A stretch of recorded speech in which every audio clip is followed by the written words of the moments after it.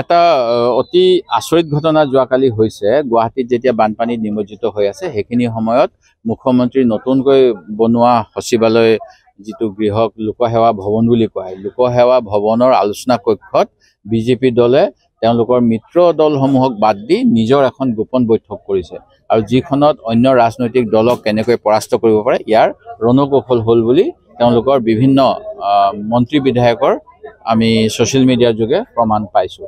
এতিয়া সেই মিটিংখন প্ৰকৃততে বিধায়িনী দলৰ সভাসমূহ বিধানসভাৰ বিধায়িনী দলৰ বাবে সংৰক্ষিত কক্ষত হোৱাটোৱে নিয়ম। যোৱা সময়ছোৱাত আমি সেইটোৱে দেখি আহিছোঁ।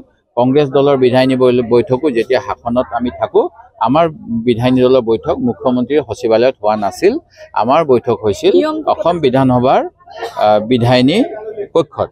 যোৱাকালি এটা পৰম্পৰা বা নিয়ম ভংগ কৰা যেন মোৰ অনুমান হ'ল আৰু সেই গতিকে মই আজি অসমৰ মুখ্য সচিব ডাঙৰীয়ালৈ এখন পত্ৰ প্ৰেৰণ কৰিছোঁ যে যোৱাকালি যিখন বৈঠক বিধায়িনী দলৰ বৈঠক মুখ্যমন্ত্ৰীৰ সচিবালয়ৰ আলোচনা কক্ষত হ'ল, তাৰ বাবে অসম সচিবালয় যি প্ৰশাসন বিভাগ তাৰ পৰা পাৰ্মিশ্যন লৈছিলে নাই, এইটো মোৰ প্ৰশ্ন। দ্বিতীয় কথা, ভাৰত চৰকাৰৰ যিবিলাক বিষয়া, অসম চৰকাৰ যিবিলাক বিষয়া, তেখেতসকলে চেণ্ট্ৰেল চিভিল ছাৰ্ভিচ বা Assam state civil service rules and actor দ্বাৰা পৰিচালিত হয়। তেখেতসকলক ৰাজনৈতিক দলৰ সভাত যদিহে তেওঁলোকে নিৰাপত্তা, স্বাস্থ্যজনিত বা অন্য কামত, আইন শৃংখলাজনিত কামত জড়িত হ'ব লগা নহয়, তেনেহ'লে উপস্থিতি বাৰণীয়।